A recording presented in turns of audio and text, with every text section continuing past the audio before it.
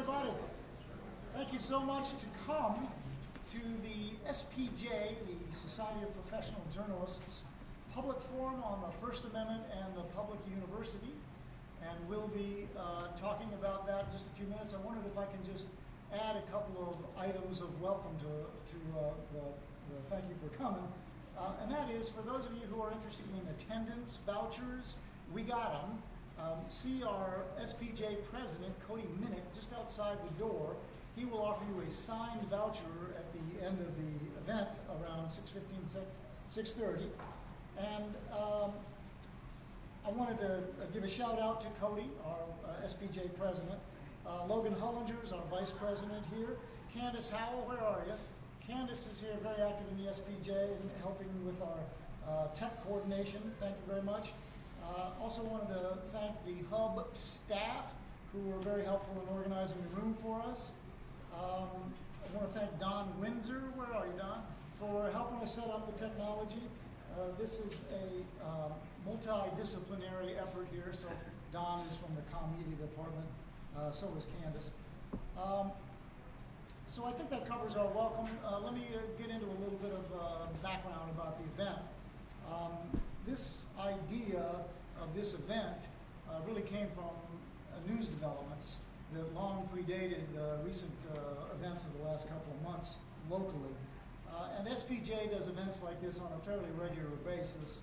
You might remember the well-attended SPJ event on property tax reassessment in 2016. That was very well attended. We also had an event on BS detection, I think is what we called it. That was on November 3rd, 2016. That was a very timely forum. And this is another in a series. And the series about the First Amendment really has come up largely because of Donald Trump, but not just.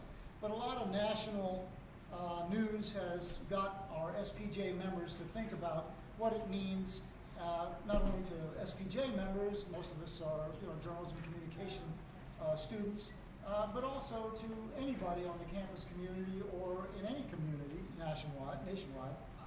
And of course, the President of the United States has threatened to repeal the First Amendment. That was one of his campaign promises. The First Amendment is regularly before the U.S. Supreme Court. There's a First Amendment case before, at least one, maybe two, depending on how you define it. How many are we talking about? Two? Maybe I would more? count two for sure. Two for sure. They'll be issuing their ruling sometime this spring. And we should not forget that this is the 30th anniversary of the famous Hazelwood School District versus Kuhlmeyer Supreme Court ruling, which directly affects the independence of student media at campuses, high school and college around the country. That is another reason that fed for our decision to hold this event. But of course, local developments have also conspired to happen between the time we started talking about this and the time that this event is convening. So for example, First Amendment concerns have been involved in recent events about a student and a professor in a religious studies class here at IUP. The president of the university recently said that IUP fell short of IUP's devotion to the First Amendment in a March 19th statement that he issued recently about these events. There have been shaming and hate speech incidents on campus, some of which have been reported in local media. And of course, on April 9th, there's an upcoming visit about a controversial figure associated with Turning Point USA. His name is Charlie Kirk, and already there's been some discussion about whether the First Amendment should be involved in maybe limiting or restricting speech. So we've got some excellent panelists here to talk about these national and local events.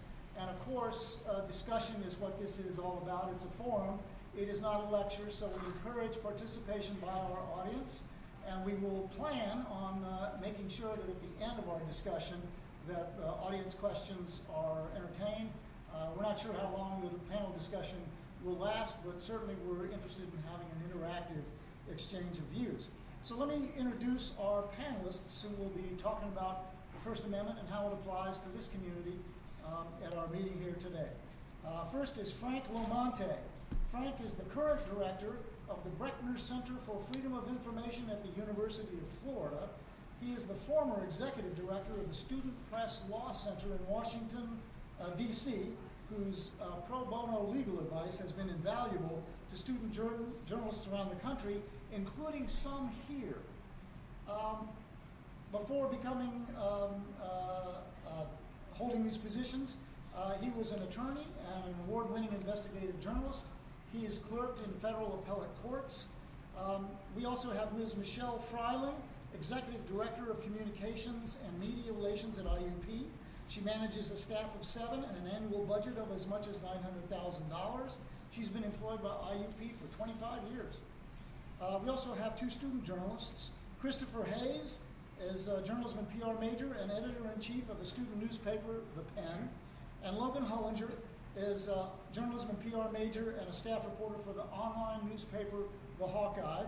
I thank you all for coming here tonight. Much obliged. We will begin our discussion here with some questions for our panelists in just a few minutes. But I wondered if I can take the opportunity to say a couple of things about the First Amendment and free speech, just sort of provide a little background information. This is a forum, and this forum is a virtual marketplace of ideas about a topic that is supported by people on the right and people on the left. If there's something that most Americans love, it's the First Amendment. They might want to restrict it for the other guy, but nevertheless, the First Amendment is widely supported. When you have a marketplace of ideas like this, what we're doing here is searching for truth. I'm not sure I know exactly what that is, but I'm pretty sure it has something to do with fact. In the search for truth, sometimes emotional feelings arise. And I would say that, as I say to my students in my classes, that's protected speech. Emotion is part of rhetoric. Rhetoric is what persuades people. You don't have the First Amendment without rhetoric and persuasion. So if you are trying to persuade someone to your position in our discussion of First Amendment here today, by all means, use rhetoric, but please abide by civility and mutual respect. The president of the university was trying to announce this in his March 19th position, or public statement about it. He calls it the IUP way. We call it the SPJ way. So please express yourself fully and clearly. If you want to use emotion, that's fine, but be civil and be respectful. We have, I guess, nothing else to add, so let me begin our discussion with a question for our panelists. So, Michelle Freiling, I wonder if I could start with you, please. So, in the President's March 19th statement about this incident involving a student and a professor in a religious studies class, how did IUP fall short of the First Amendment? Can you elaborate on what the President was saying? You know, I certainly can't get inside his head. I'm not sure exactly what he meant by that, but I think the focus of the statement was, he does reference, for example, some concerns that groups have had about a controversial speaker coming to campus, and I think he reiterated that the First Amendment is really important and that we follow that, and that it guarantees the right of civil discourse. Civil discourse. And civil exchange of ideas. Okay. The other thing I wanted to ask is about a Student Press Law Center study that was released in December of 2016. Frank, I wanted to ask you about this. This study, I think with 3 other partners who contributed to it, expressed concern, if not alarm, at what the study said were efforts to subordinate campus journalism to public relations concerns. Are those concerns valid? Could you elaborate on that? Yeah, so this is part of a joint study that the Student Press Law Center, my former organization, did with the AAUP, the University Professors Association, which is sort of the guardian of academic freedom around the country. And what we looked at was what we were hearing from our constituents about the climate for doing journalism in the college setting, both from the faculty advisor perspective and from the student journalist perspective. And what we were hearing was that the sort of there is a baseline level of friction that you're never going to be able to take out of the relationship between journalists and administrators, right? There's always going to be a little pull and tug to get more information and to maybe withhold more information, and that is a natural part of any relationship between journalists and the government. But what we were hearing was kind of qualitatively different and more alarming. It wasn't that low-grade friction that we expect between journalists and government. It was a higher grade level of hostility that was leading to, at times, existential threats to the existence of journalism on college campuses. I mean, just to share one example, at a college in West Virginia, the student newspaper did a two-part expose on toxic mold in campus dormitories, a significant health concern, and they had documentation that actually a student athlete had to go to the hospital and was told by her doctor to move out of the dorm immediately because the conditions were hazardous to her health.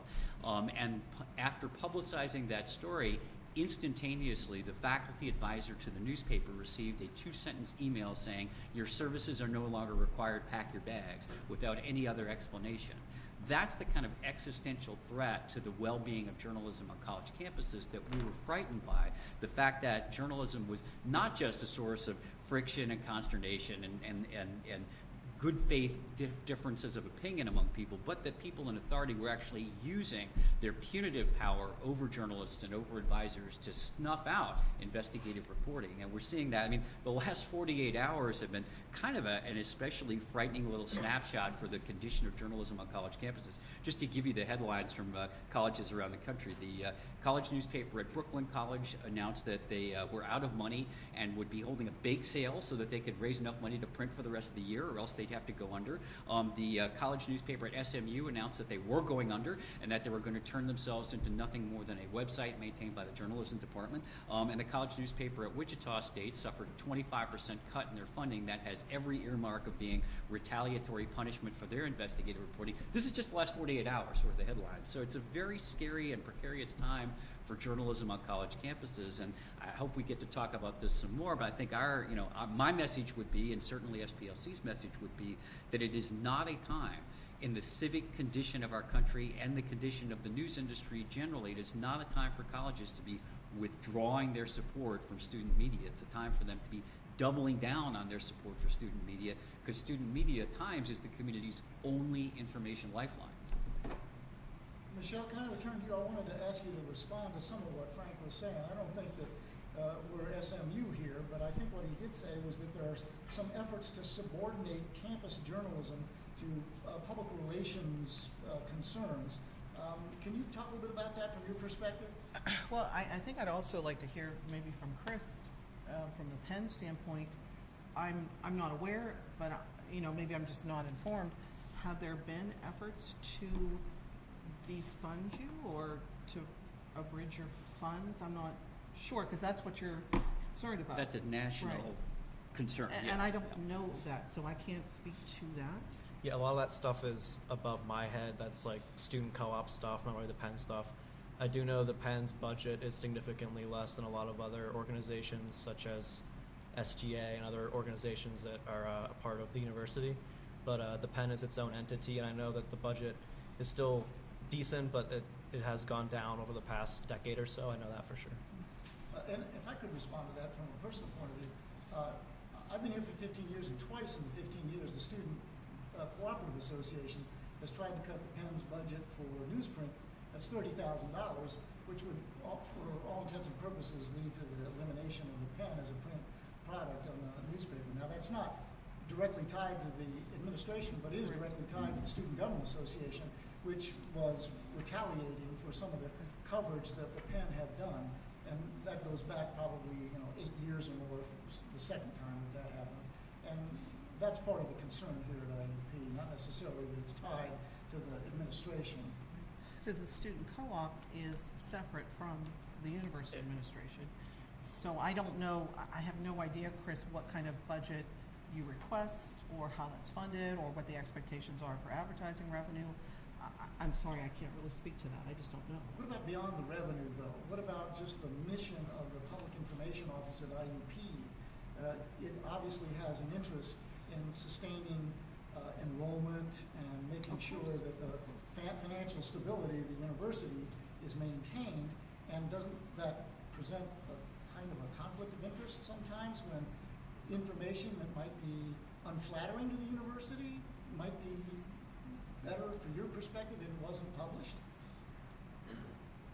Well, David, I'm not certain of instances in which you could say there was information withheld or tried to be compromised. In fact, our press releases are received both by Logan and by the Penn, and I hope I've worked pretty collaboratively with them. Certainly, if there are concerns, folks have come to me, both Chris and Logan and some other reporters from the Hawkeye, and I've done my very best to provide the information that they've requested. In complex organizations like the university, there are some certain regulatory things that we just can't speak to. FERPA prevents us, for example, we protect students' educational privacy, and we always want to do that. So there is a point of contact. I am the point of contact for the university, and that's really meant to be an assistance to journalists. And I treat the student journalist in the same way that I treat any other journalist. If KDKA comes to me, they go through my office, and I provide the information that they are requesting as best to my ability. If they want interviews, I try to facilitate those, and I think I've done the same with Logan and with Chris. So, but it's not at all unusual for complex organizations like a university, like a bank. Dr. Papaki is back there. I believe she served as a PIO in her Air Force regiment. So she knows certainly, and maybe she would want to speak to this. I don't want to put her on the spot, but my job is to help journalists get the information they need, and certainly I want to send out the very best things I can about the university because we're doing wonderful things. You know, we want to talk about the undergraduate research seminars and the accomplishments and the grants and the award-winning Hawkeye and Hawkeye and the Penn, for example. So that's certainly our mission, but it's also to serve our students and to be the best agent to help them to learn how to do their jobs.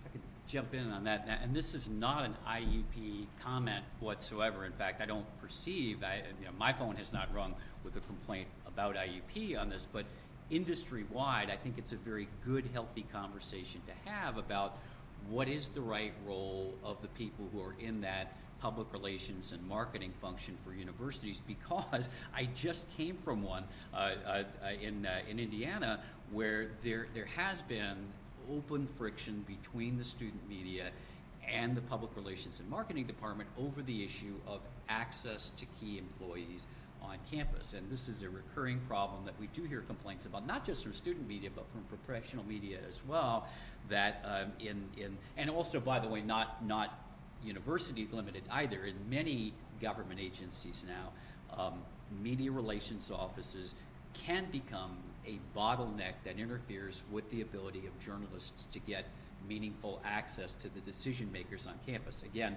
not naming names or picking on any particular one, but I was at a college in North Carolina visiting their newsroom, and the students told me, this is not big UNC, but it was one of the sister institutions, the big UNC, said that at their institution they were told by the person who coordinates public relations for the school that in order to get an interview with the president or one of the vice presidents, they had to submit their questions in writing, and they would get back a list of the ones that had been approved and not approved, so that they were given literally a script that had been approved by the marketing people and told to stick to only that script, and that the interview would be terminated if they varied from the script. So there are certainly some folks in the industry who have kind of a heavy-handed idea of the image management, function of their jobs.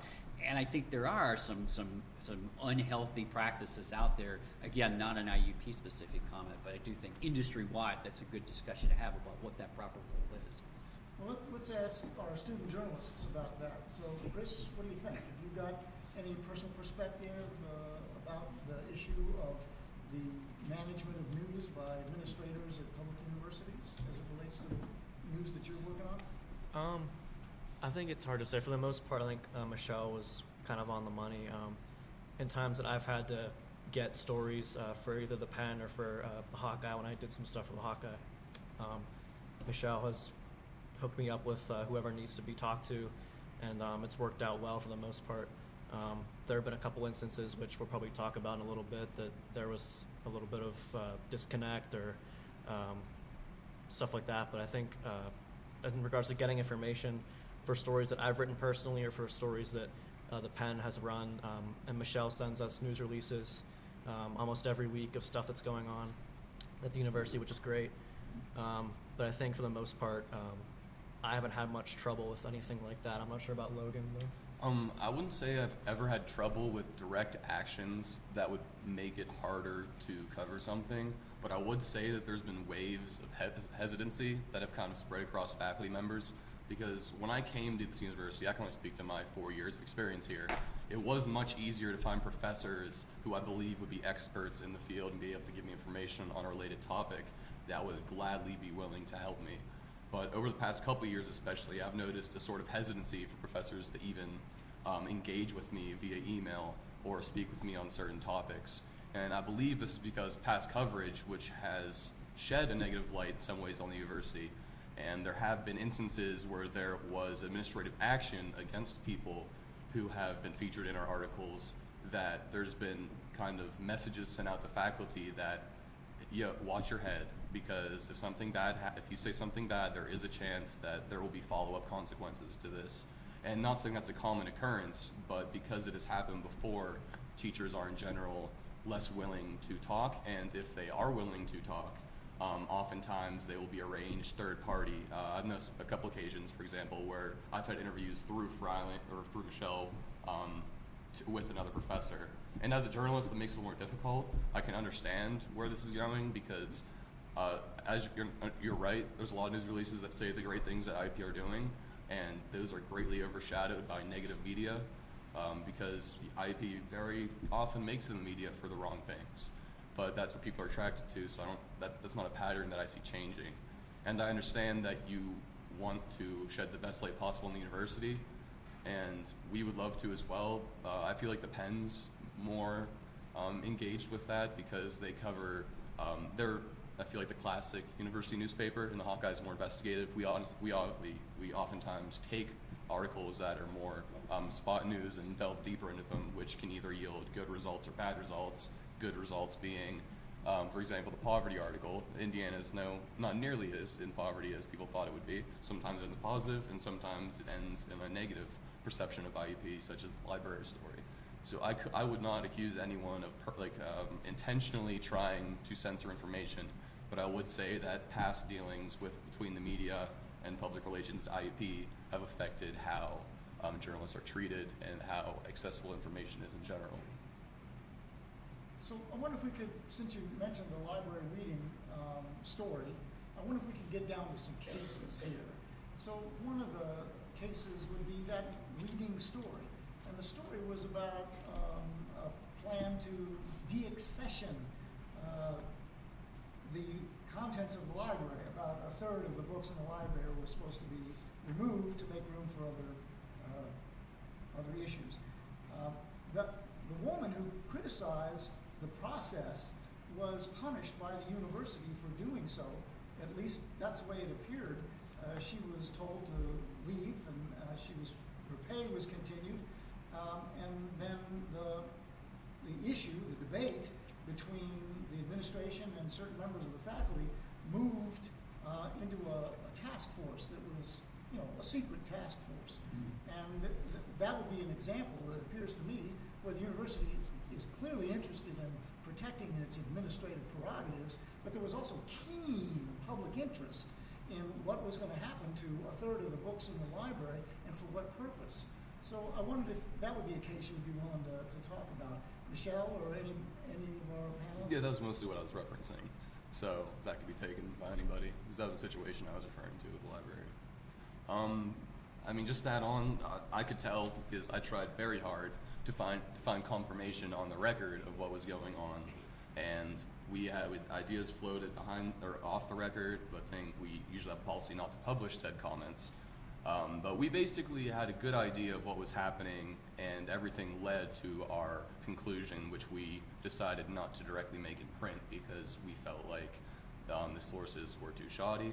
But I've talked to professors that I know who've obviously off the record, been very informational about the topic, and it seems that it was in fact a situation where a teacher was punished and everything was being kind of swept under the rug after that, because it was initially just reporting on an event or on a situation where we were facing the loss of up to 1/3 of the physical copies of books in our libraries. However, that story ended up, at least by appearance, getting someone in trouble for talking to me on the record and openly criticizing the dean of the library and the process itself. That's all I have to say on it, so anyone can take it from here. Okay. Chris, I was wondering about the relationship between the Penn and the campus police. One of the things that Frank was... Can I jump in on the last question, though, because I feel like we ought to not leave that unanswered First Amendment question unanswered, right? I'm putting the law professor hat on now, which is right. I mean, there is, in fact, a First Amendment right, even among government employees, to engage in free expression, provided that they're not doing it sort of in the course of duty. So I don't know anything about the facts of the situation, and it may be that we'll never know exactly what happened to that individual, but just as a matter of First Amendment principle, I think it's important for people to know. There was sort of a landmark case that the Supreme Court had a number of years ago called the Pickering case, and it was in some ways comparable to what you've just laid out here, David, which is a school teacher writes a letter to the editor of the local newspaper calling out his own school district and saying, you shouldn't vote for this new bond issue for the school district because they wasted the money from the last bond issue, and these people don't know how to spend money wisely, so don't give them any more of it.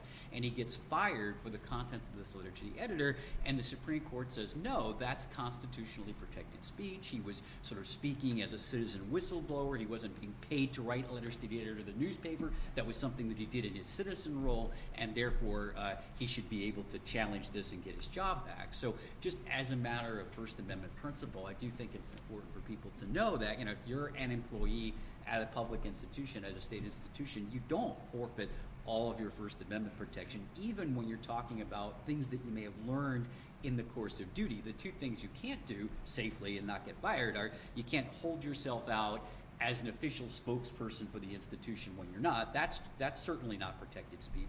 And you can't give away confidential information. That's certainly not protected speech. But you can certainly address issues of public concern. So, Chris, I wanted to ask you about the relationship between the Penn and the campus police department. Yeah, so the university police used to supply us with docket sheets of incidents, just like the Indiana Borough Police do, and they still do that. They fax us those docket sheets with names of students or people around town who were accused of crimes. And so in fall of 2016, the university police stopped issuing those to us, and it took us a while for us to catch on.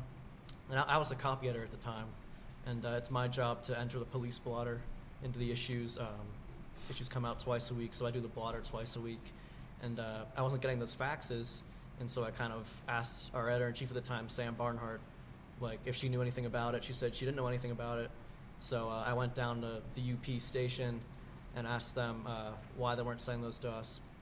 And they didn't really give me a straight answer, but they said I could still get them from them, but I had to take pictures with my phone from their binder they gave me with all the sheets in them.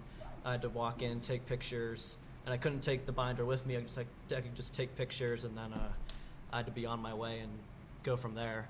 And a lot of the times, those sheets didn't have information that was necessary, such as the person's name even, their address, stuff that should be in there. So that was kind of a big roadblock that we had to figure our way out of. I know Sam, I'm not sure if you actually followed through with this, but she considered filing a right to know thing. Right to know law. Yeah, request, right. Yeah, to disclosure request. yeah, to UP. I don't. As far as I know, nothing really came out of that, and that was about a year and a half ago. So now, Chuck Zisk, who's our current copy editor, has to do what I did last year, and that's every Monday and Thursday go down to UP, take pictures of their docket sheets, and then come back to the office and write out the police blotter. So we weren't really sure what happened there in that 1 year that UP just decided to not issue us those dockets anymore because it is a right to know sort of thing. UP is University Police. Yeah, Yep. UP. Can I actually ask, so are they making a distinction between, you mentioned taking the cell phone photos, are they making a distinction between them making the Xerox copy for you versus you taking the cell phone photo? Have you asked for a Xerox copy and they say, no, you're not entitled to that? Yeah, I asked Huh. for copies of it, and they said, we can't issue that to you. We just have to have you take pictures of what's in the binder. Yeah, that's definitely not how the law works. That's not a thing.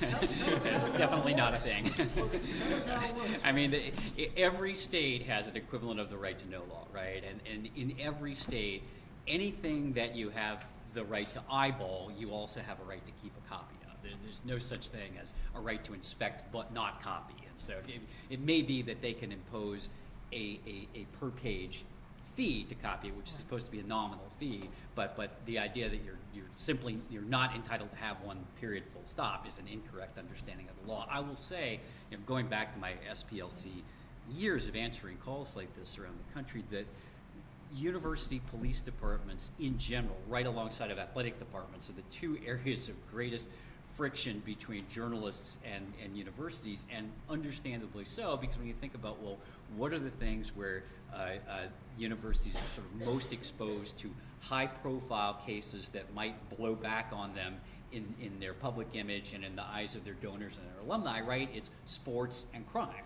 And so for that reason, it's something that journalists have the highest degree of interest in, and that institutions have the highest degree of interest in keeping secret.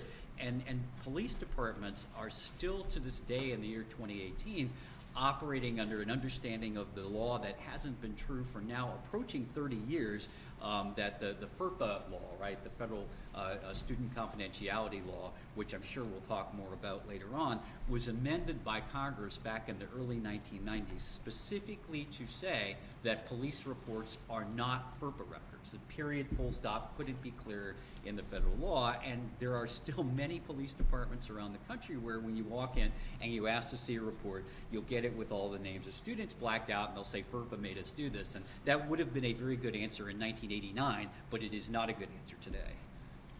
Well, may I ask, Chris, are the names blocked out? Are you prohibited from making your own copy? The names, some of them are just like not there. If they're not blocked out, they're just not there.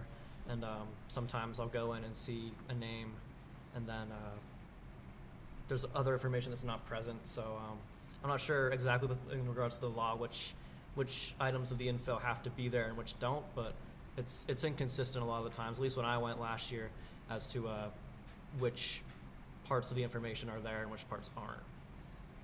I've also been told that university police actually log their information differently than typical, like the borough police or the state police. But for example, that situation with the borough police and arrest statistics, I was just looking at the infamous IUP statistics over the weekend and trying to get details from everyone.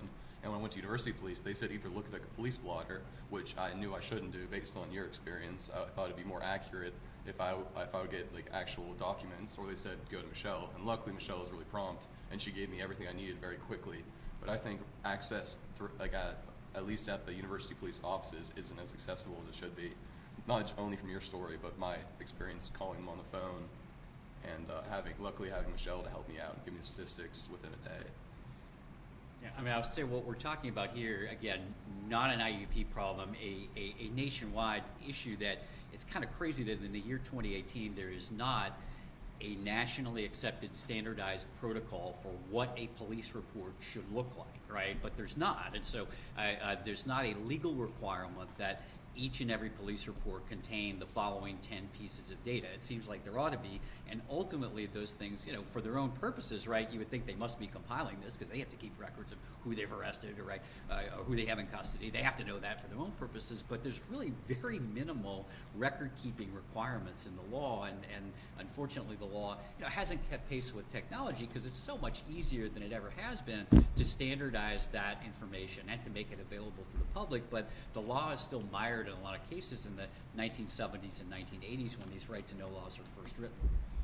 Well, maybe you would like to speak to the Clery Act and explain, certainly we take that Clery Act very, very seriously. And if you look at the year-end police reports, they are due by October 1 every year. This is the Jean Cleary Act, the federal law that says if you're a university, you must report crime Absolutely. on a regular basis every year as a part of your standard crime. Absolutely, and we do that, and, you know, that certainly is one of the requirements that we take very, very seriously. I'm sorry, I don't know other universities, you certainly could speak to that, about the difference is in the way that the police blotter is offered. But I do understand that the police blotter is available 24/7, and they don't prohibit you from making copies.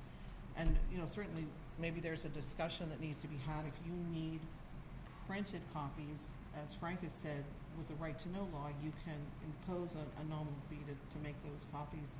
Perhaps it's a time thing, perhaps it's you know, maybe it's, but we can certainly have those discussions. Yeah, I no- have no issue to help facilitate those if that's become a real problem, that you go into the police office and taking pictures of those. We can certainly talk about that. Yeah, it's good to hear, because I know Sam filed a right to know request, like I said, and I have no idea what came out of it, but I just know that for the past year and a half or so, 2 years, we've had to go down there ourselves, and I'm not really sure what the reasoning is as to they used to fax them to us and now they don't.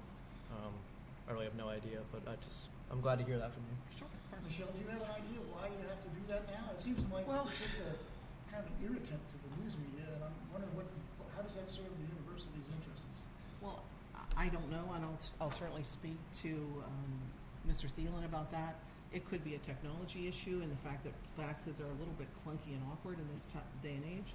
And Frank's sort of shaking his head no, but No, I'm saying you're right. Like, who faxes anybody anything anymore, right? Yeah. but I don't think it's a bad thing. I know people that work at the Indiana Gazette, that work at the Post Gazette, and as part of their training and as part of their regular day work, they go down to the Pittsburgh Police Office and find that information. So it's not an unprecedented thing. I certainly can't speak to other universities. I can't speak to every case. But I know, for example, Chauncey Ross certainly makes the rounds in the courthouse or at borough police or out at state police to do the similar work that you're doing. So, again, I'm more than happy to facilitate a discussion if that's really become problematic for you to make that trip and take those cell phone photos. This is, by the way, another shortcoming in the federal law. Michelle mentioned the Clery Act, right? And as you explained, right, this is the Federal Crime Disclosure Act.